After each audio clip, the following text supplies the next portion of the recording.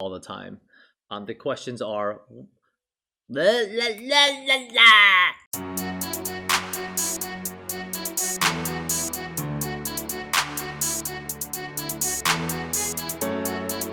Hey YouTube, it's your boy Redline, bringing you guys another video. Wanted to make a video to cover 3 questions that I constantly get in game, on live stream, on YouTube comments, literally all the time. The 3 questions that I kind of want to give you guys my opinion on and give you an answer to are: 1, when is more than gems? 2, they always ask me what commander should I focus on next? And 3, when is it should I push T5? I get these questions a lot, and I kind of want to make a video to kind of give you my opinions on these 3 questions and hopefully give you insight on my thought process with that. So yeah, let's get into it, and I hope that some of these answers will kind of clarify some of those questions you have. Thanks. All right, the first question. Redline, when is more than gems? My answer? I have no idea when more than gems comes. They never announce it, never know when it happens, and when reset comes, boom, it's there. And funny thing is, I was making this video, more than gem comes. So what I do, guys, because obviously I don't think anybody knows. I see people, put like little calendar reminders when more than gems came in the past. But to be honest, I don't know when it pops up. It just shows up. So one thing you can do to prepare yourself more than gems, if you have the gems, right? Because in total, more than gems is what, 50,000 gems to get some really good rewards. What you can do is, if you have the gems to do this, is in the VIP shop, right? Obviously, you have to spend 50,000 gems over a span of 2 days to get the rewards. And because we don't know when more than gems happens, there's a way that I do to prepare myself to make sure I have the gems to get the rewards. So again, it varies on your VIP level, right? But for those who have the ability to, spend gems on the VIP shop, for those people specifically, is what I do is I don't purchase like the equipment, or I don't buy out the VIP shop, right? I don't wait until the last day of the weekly reset to buy out the shop, because if more than gems happens, I didn't buy out the shop already at the beginning of the week to get the things in the shop. What you do is you wait to the end of the week, buy out the shop if more than gems doesn't come. But if it does come, well, great! I didn't go into the VIP shop and get what I needed. Boom! I get the rewards I normally get, and I also get the more than gems rewards. I use this tip, and I know a lot of people have do this, where they kind of wait until the refresh date, the last countdown, to buy out the shop. So luckily for me, more than gems came. I was able to buy out the shop finally 2 days before the reset happens. So you can do this if you're a person who has the gems and the VIP level to get this. Is to wait until the last day of reset to buy out the shop for the week for whatever things you get in here, in case more than gems does come during the week, because again, it's not announced. So this could be a really cool, helpful tool for you to use. On top of this question, they always ask me, for more than gems, should I spend use the gems on VIP level, or should I use it towards books on the castle? My opinion, to spend your gems, I think VIP is more valuable. I know that you can get VIP points from Alliance chests here, and I didn't get any, but I think VIP level is more valuable, because VIP over increments, right, give you better stats overall, better exclusive chests. So I think for players who are free to play, more moderate spenders or heavy spenders, I think at the end of the day, for more than gems, you probably want to put your gems towards VIP. Just my opinion. So yeah, that's my thought on that. Now go to the next topic. So the second question that I get asked is, Redline, what commander should I focus on? Who should I max next? And that question is honestly a very general question that I'm asked. And what I tell people is, figure out what your role is, right?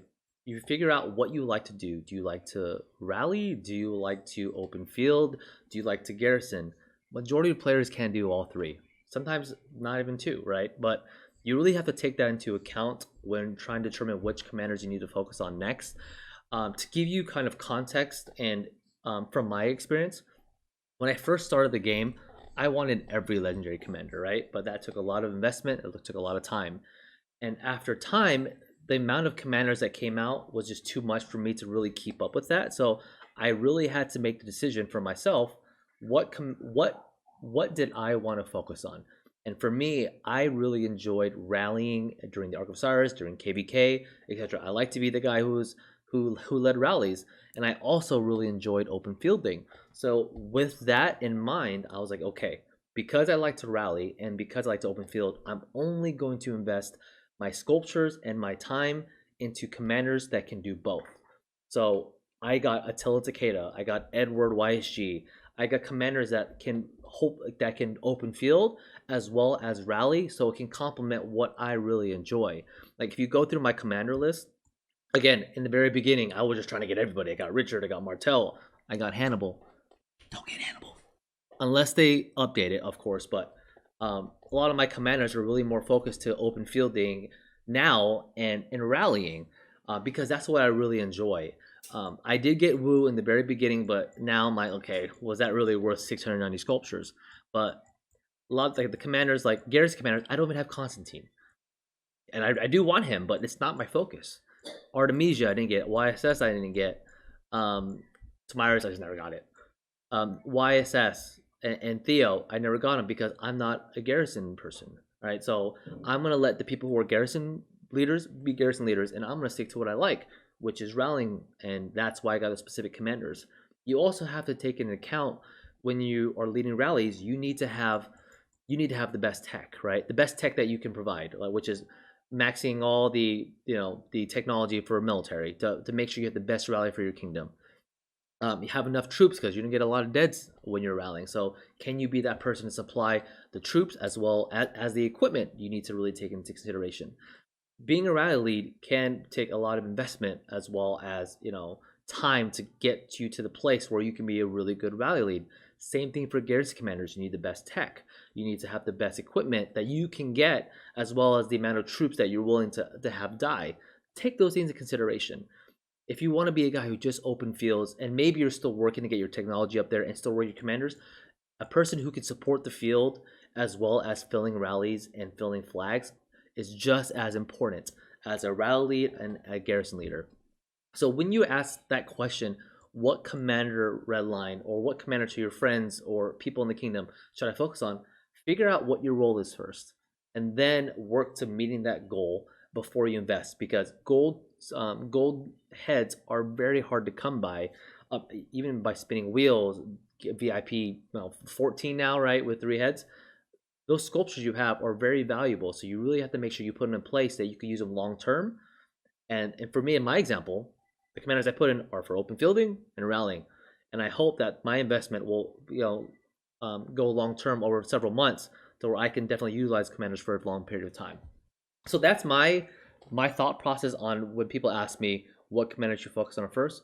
Figure out what your role is. Figure out what commander troop types you really enjoy. Are you an archer guy? Are you a cavalry guy? Stick to that. Be the best at that, and then once you get to a good place, figure out, do you want to dabble in something else? Hope that helps and kind of gives you some clarity with that question. The last question that I want to address is Redline. Should I push T5, or is it good time for me to push T5 now? My answer to that is, if you can wait, wait.